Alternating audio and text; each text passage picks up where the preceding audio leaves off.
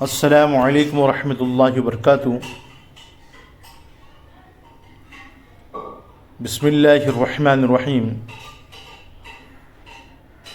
گناہوں کے نقصانات کا علم ہر مسلمان کو معلوم ہونا ضروری ہے تاکہ ہر مسلمان گناہوں کے نقصانات سے بچ سکے۔ امام غزالی رحمۃ اللہ علیہ نے لکھا ہے کہ عالم وہ شخص ہے جس پر گناہوں کے نقصانات اچھی طرح ظاہر ہو جائے۔ گویا جو شخص گناہوں کے نقصانات سے جتنا زیادہ واقف ہوگا وہ اتنا ہی بڑا عالم ہوگا۔ کہ انسان کسی چیز کے نقصانات سے واقف ہو تو وہ اس سے ضرور بچتا ہے، یہ انسان کی فطرت ہے۔ مثال کے طور پر انسان زہر کے نقصانات سے واقف ہوتا ہے، اس لیے وہ اس سے بچتا ہے۔ اگر اس کو یہ بتا دیا جائے کہ اس کے سامنے 1000 چاکلیٹ پڑے ہوں، اس میں سے 999 چاکلیٹ بالکل ٹھیک ہیں، صرف ایک میں زہر ہے، آپ کھا لیجئے، تو کیا وہ کھائے گا؟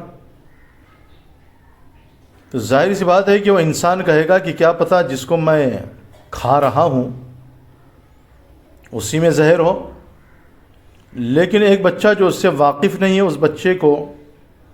ایک چاکلیٹ پکڑائیے اور اس سے کہیں کہ یہ زہر والا ہے، تم کھا لو، تو پھر بھی وہ بچہ اسے فوراً منہ میں ڈالے گا،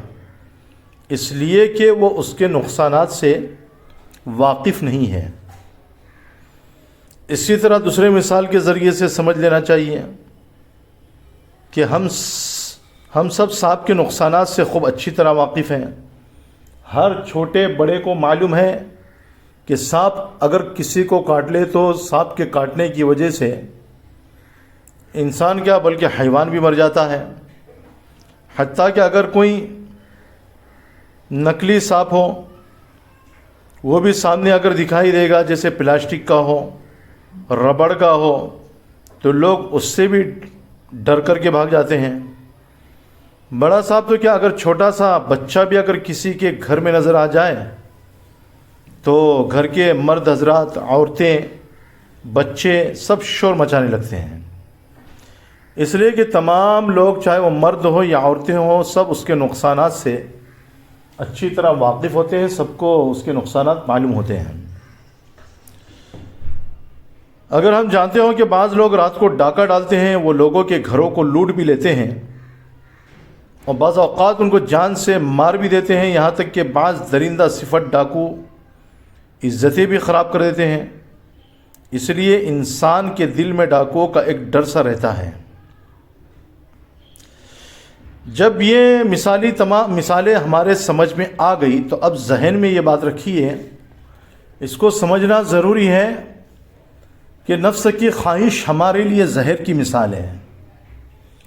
نفس ہمارے من میں جو گناہوں کے خیالات پیدا کرتا ہے وہ زہر کے مانند ہے۔ جس طرح انسان زہریلے چاکلیٹ بسکٹ کی دعوت قبول نہیں کرتا، اسی طرح گناہوں کے جو بسکٹ نفس پر پیش کرتا ہے کہ یہ بھی کر لو، یہ بھی کر لو، تو آدمی کو چاہیے کہ وہ اپنے نفس کی بھی وہ باتیں قبول نہ کرے، یعنی گناہوں والی باتوں کو ہرگز قبول نہ کرے، اور یہی سوچے کہ اس خواہش کے پورا کرنے میں زہر ہے، لہٰذا ان خواہشات کو اگر میں پوری کروں گا تو روحانی موت مروں گا۔ اسی طرح بری دوست کی مثال ہے کہ برا دوست بھی سانپ کی طرح ہوتا ہے۔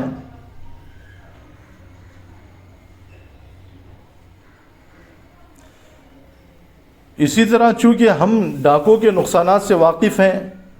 اس لیے اس کے کہنے پر گھر کا دروازہ نہیں کھولتے۔ شیطان کی مثال ہمارے ایمان کے ڈاکو کے مانند ہے کہ جیسے ڈاکو موقع کی تلاش میں لگا رہتا ہے گھر کو لوٹنے کے، مال کو، جائیداد کو لوٹنے کے، سونے چاندی کو لوٹنے کے، اسی طرح شیطان بھی اسی انتظار میں رہتا ہے اور وہ ابن آدم کے دل کے اوپر متوجہ رہتا ہے۔ جب وہ بندے کو ذکر کرتے دیکھتا ہے تو پیچھے ہٹتا رہتا ہے، اور جیسے ہی اس کو غافل پاتا ہے تو اسی وقت قلب کے اندر، دل کے اندر اپنا وار شروع کر دیتا ہے۔